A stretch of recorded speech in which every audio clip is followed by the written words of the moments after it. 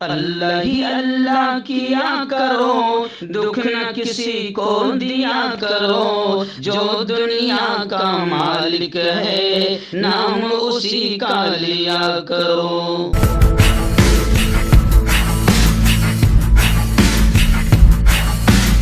तकमीली तलबीना ताकत, सेहत और शिफा के लिए सुन्नत और तिब्बे नबवी का बेहतरीन नुस्खा।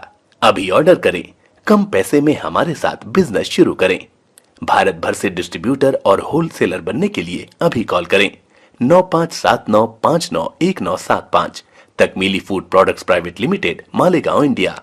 जोड़ों की पुरानी से पुरानी लाइलाज तकलीफ जैसे घुटनों का दर्द, पीठ और कमर का दर्द, कंधे, गर्दन और पैरों में दर्द के लिए संधि प्लस देसी शिफा लाए हैं मर्द और औरतों के तमाम गुप्त रोगों का इलाज। पहली खुराक में हैरत अंगेज असर देखें। अगर आप हमसे इंडिया और इंडिया से बाहर दवाई हासिल करना चाहते हैं, स्क्रीन पर दिए गए नंबर पर कांटेक्ट करें। Thank you. अस्सलामु अलैकुम वरहमतुल्लाहि वबरकातुहू। नाज़रीन, इस्तकबाल है, स्वागत है आपका viral news live studio Jalgaon, Maharashtra, India में। मैं आपका मेज़बान मुफ्ती मोहम्मद हारून नदवी। आइए प्राइम न्यूज़ में आज बात करते हैं मोहब्बतों की निशानी ताजमहल को लेकर।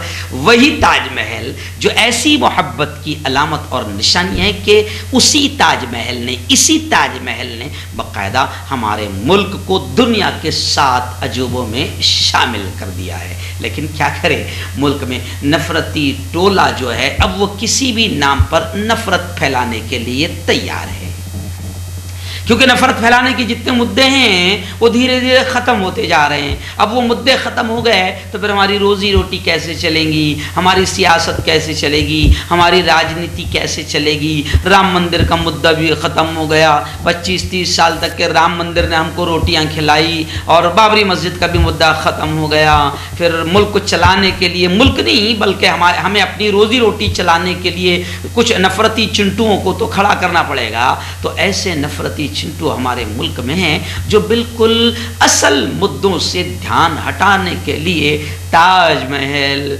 ज्ञानवापी मस्जिद, मंदिर मस्जिद, हनुमान चालीसा, अजान, लाउड स्पीकर, हिजाब, हलाल बैन, तो इन तमाम मुद्दों को उछाल रहे हैं। लेकिन मुल्क की जनता जान रही है, देख रही है, समझ रही है। बस हम मुल्क को बचाने के लिए दुआ करेंगे कि मेरे खुदाया इस मुल्क को तू नफरती चिंटुओं से और कोरोना वायरस से भी ज़्यादा जो ख़तरनाक वायरस है, नफरती वायरस और नफरती चिंटुओं से मेरे मौला इस प्यारे मुल्क की हिफाजत फरमा। तो खैर, आइए ताजमहल को लेकर आप सुन रहे थे कि ताजमहल को लेकर भी कोर्ट में अर्जियाँ दाखिल की गई थी। एक अर्जी तो ये थी कि ताजमहल के जो 20-22 कमरे बंद रहते हैं उनको खुलवाया जाए। वहाँ पर ये है, वहाँ पर वो है, वहाँ पर मंदिर है, वहाँ पर फुला है, वहाँ पर फुला है। आखिर ताजमहल को लेकर अलग अलग अर्जियाँ दाखिल की गई थी। बीच में आपने देखा होगा कि एक नफरती चिंटू दाखिल होने की कोशिश कर रहा था, लेकिन हुकूमत की मैनेजमेंट उसे वहाँ दाखिल होने नहीं दिया गया। गोया कि ये ऐलान किया गया कि भैया ये तो मोहब्बतों की निशानी है, इसको तो कम से कम नफरती चिंटुओं आज़ाद रखो, इसको तो कम से कम बचाए रखो। तो खैर, ताजमहल को लेकर जो अर्जी कोर्ट में दाखिल की गई थी, कोर्ट का बड़ा प्यारा फैसला आया। कोर्ट ने गुस्सा होकर उस अर्जी को खारिज कर दिया और अर्जी दाखिल करने वालों को फटकार लगाते हुए कहा कि बेटा पहले पढ़ो, लिखो, PhD करो, तहकीक करो, जाहिल मत रहो। जब पढ़ोगे, लिखोगे, PhD करोगे तो ताजमहल किसने बनवाया सब पता चल जाएगा। फिर यहाँ पर आओ, पढ़ लिख कर यहाँ पर आओ। और अदालत ने सख्त गुस्से का इजहार करते हुए ये भी कहा कि PIL का मजाक बिल्कुल मत बनाओ, PIL का मजाक मत उड़ाओ, पहले पढ़ लो ताजमहल कब और किसने बनवाया था। यानी अदालत ने एक यूँ समझिए कि बहुत क्लियर रुख अपनाते हुए नफरती चिंटुओं को जवाब दिया। यानी अदालत भी इस चीज़ को देख रही है कि गैर ज़रूरी मुद्दों में लोगों को उलझाया जा रहा है। लेकिन फिर मैं वक्त की हुकूमत से भी कहूँगा, हाथ जोड़कर मैं कहूँगा कि इस कुर्सी के लिए, इस घटिया सियासत के लिए, इस घटिया कुर्सी के लिए और हुकूमत के लिए प्लीज़ मुल्क की जनता का असल मुद्दों से ध्यान हटाने के लिए इन नफरती चिंटुओं को इस्तेमाल मत करो। क्योंकि मैं और आप और पूरी दुनिया श्रीलंका की तबाही देख रही है, क्योंकि श्रीलंका ने बदमाशी यही किया था। श्रीलंका की हुकूमत ने और श्रीलंका के वजीर आजम और पीएम की भी बदमाशी यही थी कि वहां पर धर्म का काट खेला था, और वही हिंदू मुस्लिम नफरती चिंटू और अंधभक्तों को, गोबर भक्तों को इस्तेमाल करता रहा। आखिर जब श्रीलंका में महंगाई बढ़ गई, मुल्क के असल मुद्दों से ध्यान हटा रहा, वहां भी गोदी मीडिया ने मुल्क के असल मुद्दों से लोगों का ध्यान हटाए रखा।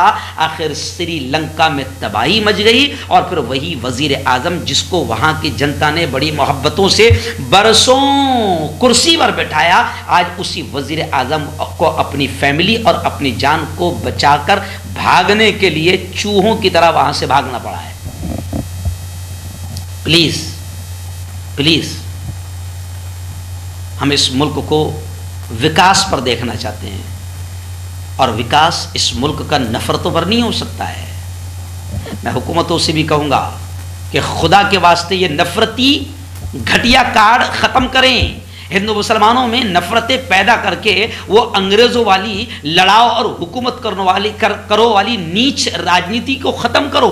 मुल्क के असल मुद्दा ताजमहल नहीं है, ज्ञानवापी मस्जिद नहीं है, राम मंदिर बाबरी मस्जिद मुल्क का असल मुद्दा नहीं है, हिजाब और हलाल बैन ये मुल्क का असल मुद्दा नहीं है। मुल्क का असल मुद्दा आप समझते हैं, लेकिन फिर भी आप अपनी घटिया कुर्सी के लिए मुल्क के असल मुद्दों से अपनी खरीदी हुई मीडिया के जरिए से जनता का ध्यान भटकाने की कोशिश कर रहे हैं। लेकिन सलाम करता हूं मैं हमारी अदालतों को कि हमारी अदालतें इस चीज को समझ रही है। इसलिए हमारी अदालत ने और हाई कोर्ट ने ताजमहल के मामले को लेकर अर्जी को खारिज करते हुए नफरती चिंटुओं से कहा कि पढ़ लो, यूनिवर्सिटी जाओ, पढ़ो, पीएचडी करो, जंगली और जाहिल मत रहो। जब पढ़ोगे लिखोगे तो पता चल जाएगा कि ताजमहल किसने बनवाया, फिर यहां आओ। क्योंकि हो यह रहा है कि हर जगह कुछ ना कुछ निकल रहा है। ये कुछ नहीं है, ये सिर्फ नफरती चिंटुओं का और नफरती हुकूमतों का नफरती एजेंडा है। लेकिन ये एजेंडा उनको भी तबाह करेगा और हमारे इस प्यारे मुल्क को भी तबाह कर देगा। हम चाहते हैं कि बेरोजगारी यहां से खत्म हो।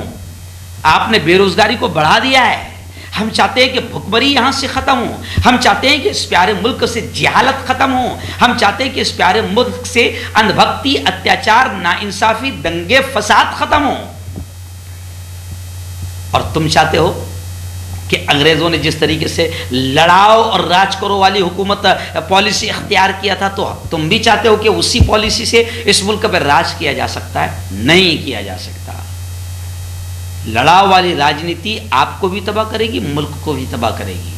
इसलिए हम मुल्क के तमाम हिंदू मुसलमानों से अपील करते हैं कि प्लीज़ इन नफरती चिंटुओं को पहचानो। और जैसे महाराष्ट्र के तमाम लोगों ने, हिंदू मुसलमानों ने यहाँ एक नफरती भोंगा बज रहा था, तो जैसे हमने यहाँ पर बाकायदा नफरती भोंगों को कुचल दिया, दबा दिया और हिंदू मुसलमानों में माहौल को ख़राब होने नहीं दिया, नफरतों की आग को हमने लगने नहीं दिया, ऐसे ही हम चाहते हैं कि पूरे मुल्क में, पूरे मुल्क की जनता, चाहे वो किसी भी धर्म की हो, मुल्क पहले है, मुल्क को बचाना असल है। मुल्क को बचाने के लिए हम तमाम को आगे आना होगा और ये नफरती चिंटुओं के नफरती मुद्दों को समझना होगा और इनको मुंह तोड़ जवाब देना होगा कि अब हम जाग चुके हैं और तुम्हारी अंग्रेजों वाली लड़ाव वाली पॉलिसी को हम कामयाब होने नहीं देंगे।